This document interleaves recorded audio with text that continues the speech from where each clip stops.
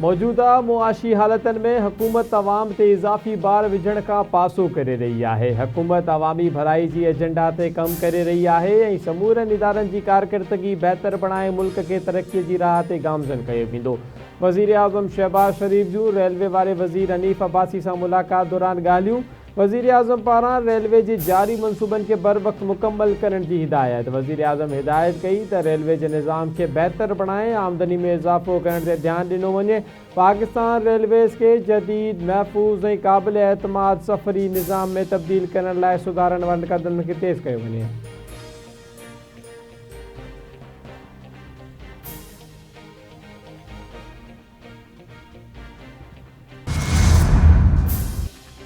Islamabad safe city के capital smart city में तब्दील करण जो फैसलो। वफाकी घरू वज़ीर मोहसिन नकवी की सदारत हेठ सेफ सिटी हेडक्वार्टर्स जो दौरो।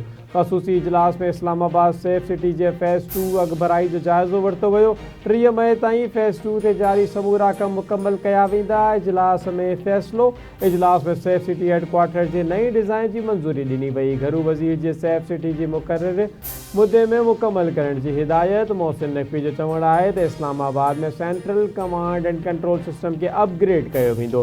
पुलिसिंग ट्रैफिक और शहरी सहूलतन के निज़ाम के इंटीग्रेट कयो वेंदो। कैपिटल स्मार्ट सिटी में ट्रैफिक मैनेजमेंट से क्राइम कंट्रोल जो जदीद सिस्टम होंदो।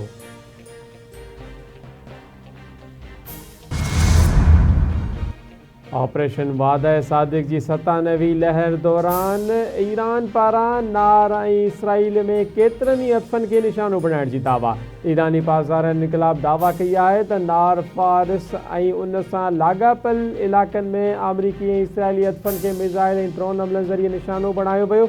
ईरानी फौज पारां गडियल अरब इमारतन में अमरीकी फौज ते एक भेरो ॿीहर हमलो। 25 अमरीकी फौजियन के मारजण और ज़ख्मी थियण की दावा।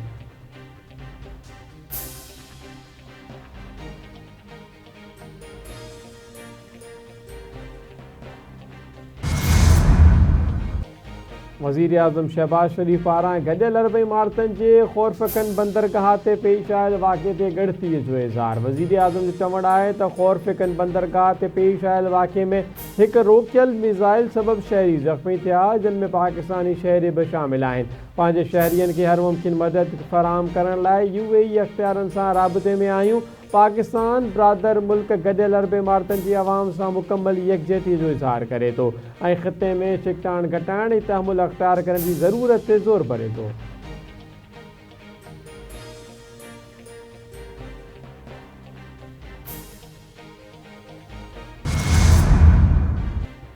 विचो भर तकरार हफ्तन में भी कुछ ॾींहं में ख़त्म थियण घुर्जे। जेकॾहिं मुआदो न थियो तो पूरे ईरान के तबाह करे सघिजे थो। अमरीकी सदर की हिक ॿी धमकी।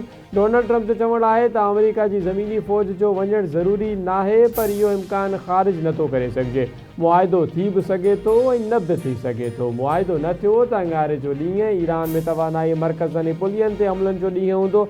अमरीकी सदर पारां सोशल मीडिया से जारी कयल बयान में ईरान खिलाफ बदज़बानी पिण कई वई।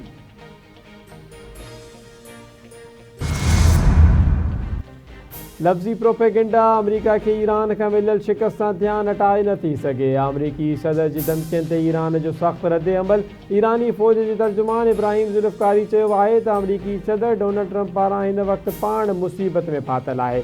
हारियल अमरीकी फौज की बेइज्जती रुगो मीडिया जंग और ज़हनी हरबन से ख़त्म न थी। ट्रंप जो बयान गैर अखलाकी धमकियन से बदल है।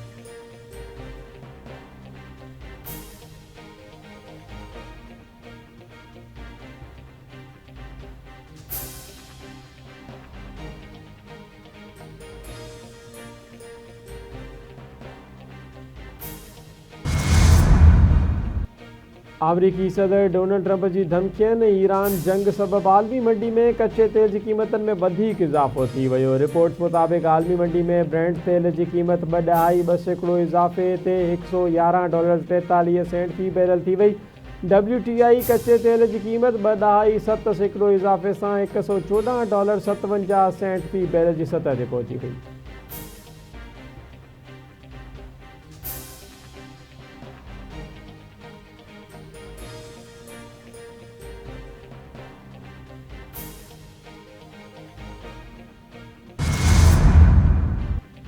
Pakistan stock exchange red zone में दाखिल। कारोबारी हफ़्ते जी पहिरें ॾींहुं स्टॉक मार्केट में ॿाड़ आई छायल। 100 इंडेक्स 248 पॉइंट जी घटिताईअ सां 1,49,291 जी सतह ते ट्रेड करे रहियो आहे।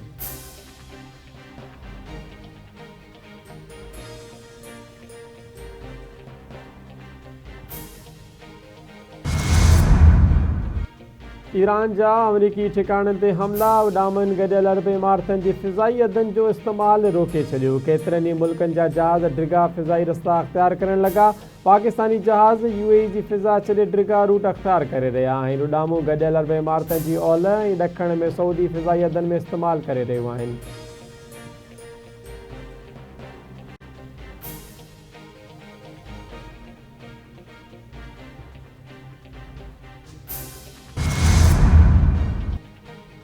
अमुन ख़ैबर पख्तूनख्वा जी आवाम जो हक़ आहे। ख़ैबर पख्तूनख्वा में अजीब महणवनि जी हुकूमत आहे। सुहेल आफरीदी KP जो नाले मातर चीफ एग्ज़ीक्यूटिव आहे।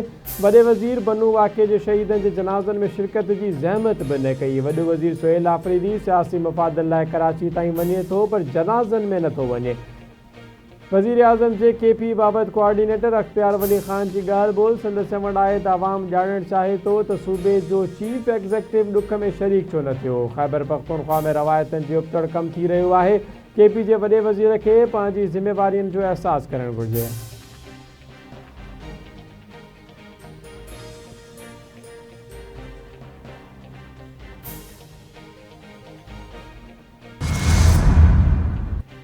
पेट्रोलियम शयुनि जे क़ीमतनि में गैर मामूली वाध ख़िलाफ़ पेशावर हाई कोर्ट में दरख़्वास्त दाख़िल। दरख़्वास्त में तवानाई वारी वज़ारत, नेपरा, ओगरा, पेट्रोलियम वारी वज़ारत ऐं ॿियनि खे धुर बणायो वियो। KP जे चीफ सेक्रेटरी खे बि धुर बणायो वियो। दरख़्वास्त में मौक़िफ़ अख़्तियार कयो वियो आहे त आईन जे आर्टिकल 199(1) तहत तवानाई बहरान खे ख़तमु करणु ऐं उन ते कंट्रोल करणु हुकूमत जी ज़िमेवारी आहे। बिजली, गैस ऐं पेट्रोल जे बिना तातुल फ़राहमीअ खे यकीनी बणायो वञे। पेट्रोल जी वधियल क़ीमतनि खे कंट्रोल कयो वञे ऐं बिलिंग जो हिकु जहिड़ो निज़ाम आंदो वञे। पेट्रोल जी क़ीमतनि में ख़िलाफ़ लाहौर हाई कोर्ट में वकीलनि अदालती कार्रवाई जो बाइकाट करे छॾियो।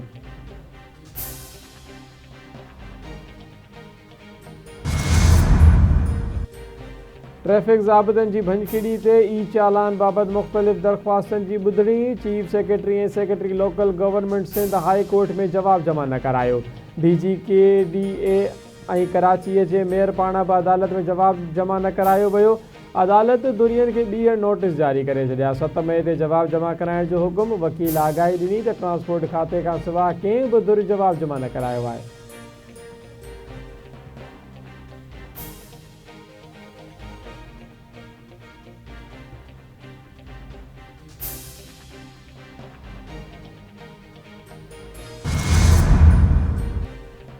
ओलह हवाउनि जो सिलसिलो बलूचिस्तान में दाख़िल थी वियो। कोयटा ऐं भरपासे वारनि इलाक़नि में हल्की बरसाति। बलूचिस्तान जे उत्तर ओभर जाबलू इलाक़नि में बरसातनि सबबि नदी नालनि में चाड़ जो ख़दशो। कराची समेत सिंध जे मुख़्तलिफ़ ज़िलनि में गजगोड़ सां बरसाति जो इम्कान। ठठे, बदीन ऐं सजावल में बि हल्की ऐं विचोली बरसाति ऐं कुझु हंधनि ते ॻड़ो पवण जी बि अॻकथी। माहिरनि मूजिबि जेकॾहिं हीउ सिस्टम वधीक मज़बूत थियो त उन जा असर सिंध जे उत्तर वारनि ज़िलनि ताईं बि पहुची सघनि था। सखर, कश्मीर, घुटकी, जामशुरू ऐं शिकारपुर, जेकबाबाद, लाड़काणे ऐं कंबर शहदादकोट में बि बरसाति जो इम्कान। ओलह हवाउनि जो सिलसिलो 9 अप्रैल ताईं बरक़रार रहण जो इम्कान। सिंध में बरसातनि जी अॻकथी सबबि लाॻापियल इदारनि खे हाई अलर्ट कयो वियो। NDMA सिंध सूधो सॼे मुल्क में बरसाति ऐं बर्फ़बारी जो अलर्ट जारी करे छॾियो। रिपोर्ट मुताबिक़ 24 कलाकनि दौरान मुख़्तलिफ़ इलाक़नि में तेज़ हवा सां मींहुं वसण जो इम्कान। गिलगित बल्तिस्तान, आज़ाद कश्मीर ऐं KP में बर्फ़बारी थी सघे थी।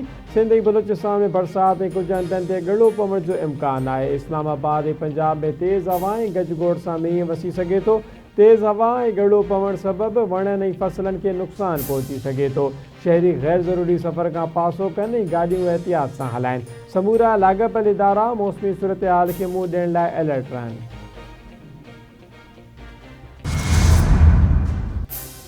रानीपुर भरिसां दरगाह सचल सनम साम्हूं क़ौमी शाहराह ते कोच जो मोटरसाइकिल खे टक्कर। हिकु ॼणो फ़ौत, हिकु ज़ख़्मी। फ़ौती जी सुञाणप आसिफ़ मेमण नाले सां थी। रियाज़ हुसैन फारूकी सख़्तु ज़ख़्मी। फ़ौती जो लाश वारसनि हवाले। ज़ख़्मी खे गिम्स इस्पताल मुंतक़िल कयो वियो।